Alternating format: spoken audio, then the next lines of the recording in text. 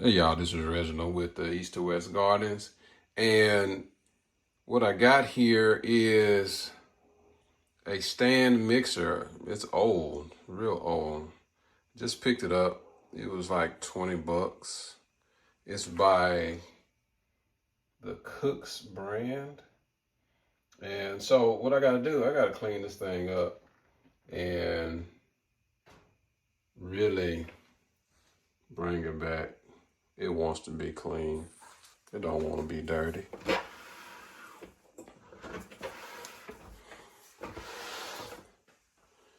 Yeah. And then I will attempt to make some bread. I think it was sitting somewhere in a garage. So, I mean, it's a pretty big mixer. Surprisingly, it fits up under my cabinet. So, hey, that's a plus.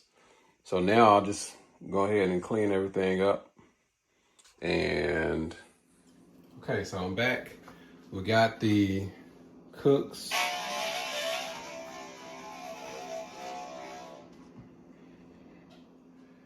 Okay, so we got the Cook's stand mixer cleaned up. And so what I'm gonna do is actually start the assembly process. It's got several different pieces and I think it's gonna be okay. I don't know how well it works, but I was able to get it. A coworker of mine had it and decided. Well, I asked them, did they have one? Because I'm looking for one for basically a dough mixer, a bread mixer, and I was thinking about getting a KitchenAid mixer, and then I started doing the research on the internet and found these type mixers may not be the best for making bread. However, my coworker said that his wife would make a lot of bread and pastries and things of that nature with this. So I was like, well, are you willing to get rid of it? So he's like, yeah. Unfortunately, his wife died. And so he's like, yeah, I ain't been doing nothing but sitting here gathering dust. And so he was like, yeah, you can come and have this. So I went over and saw it. Yeah, it's old, but he only charged me 20 bucks for it. So that alone is worth a try because these stand mixers, a lot of them may be $100 something plus. Now, it has a few attachments.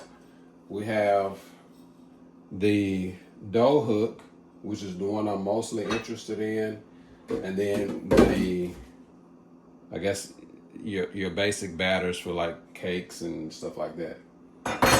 There's also a shield, and the interesting thing about the shield is there is a little flap. Now, if you look at the flap, one side is just a circle, so it fits inside of the nipple. The other side has a slot. So basically all you do, you slide it in, and then you set it on the slot, and then just push it down. And that's it. It just opens, closes. So I'm gonna go ahead and put that on. It attaches up here some kind of way, like this, just like that. Next, I have the bowl, and you set it in, and it just locks in place. It's not a hard lock, but it's there. It's not going anywhere. And so what I'm gonna do next, go ahead and get the bread kneading piece. The nice thing is it has, you see that spring action? Turn it, and you have that. This actually locks up, so you don't have to worry about the stand mixer when you have it up slamming down. You just unlock it here and then just let it down, and then it locks itself in place. So now, as you can see, it doesn't release. Also, I don't know if you heard that, but the feet have some suction cups. This here is actually an accessory cover. There's one here, and then you have this accessory cover here. It's very similar to the KitchenAid device. So if you're familiar with the KitchenAid, then you can really, I guess, adjust to it. Then just plug it in, and we'll open that up, and let's see exactly what we got going on. It's a little noisy. It's actually quite noisy, but I don't think these are too quiet anyway. So there's a pulse feature.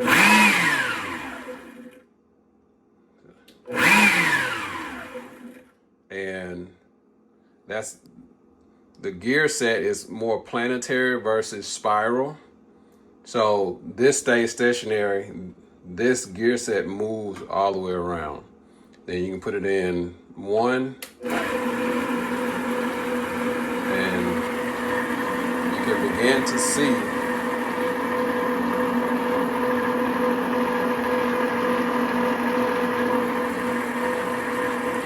just how well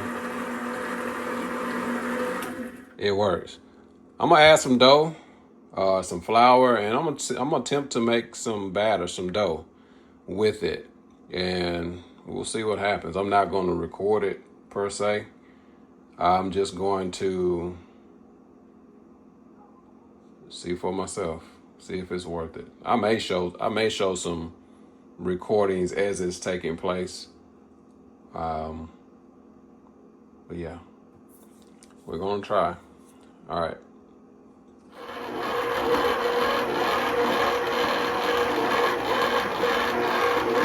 All right, here's the mixer in action. You can see that it's doing a pretty good job of kneading the dough. Hey, I got it on 2-ish. It has grabbed all the dough, and it's mixing. So I'm gonna let it run for maybe 5 minutes, and let it rest. I let it stop for about a minute, so let it do a little bit more, and then I'll let it do its thing. All right. Well, the dough is finished being made in the mixer. It did a good job. I don't think it struggled, and this is what I got. So now what I'm going to do is let it rise. I'm gonna put it in a big pan and let it rise and then give it one time to rise, then let it then I'll divide it.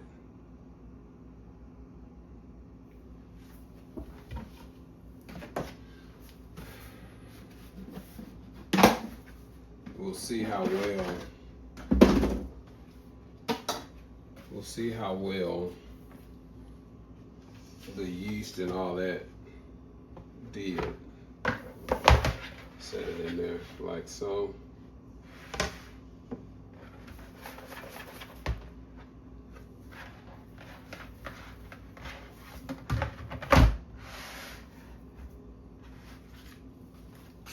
Easy peasy.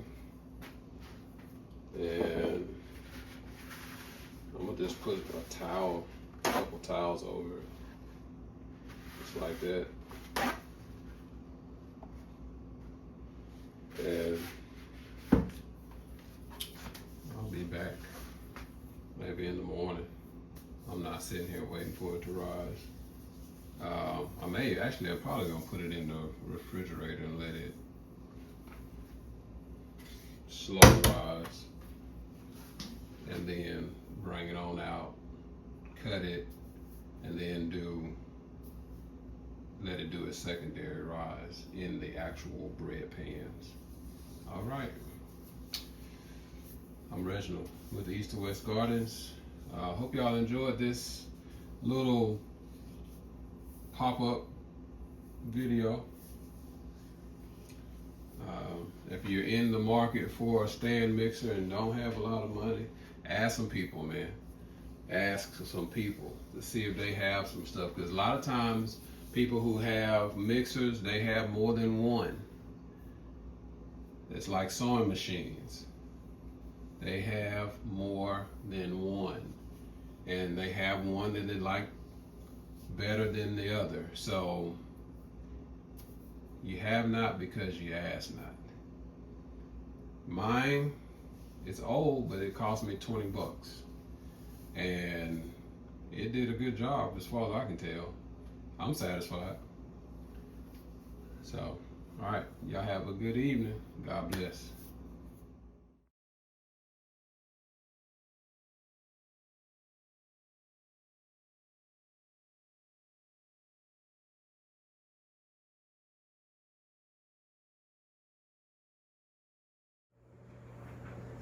The bread is done.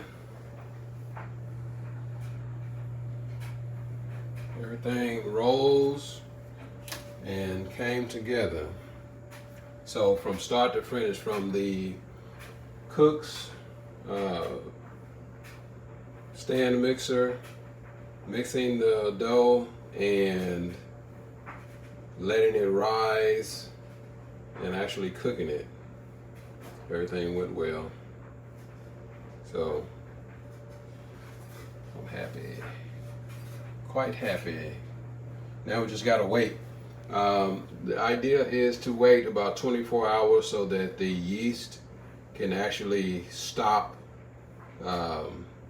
being active, and then that way when you're eating the bread, it does not cause problems in your gut.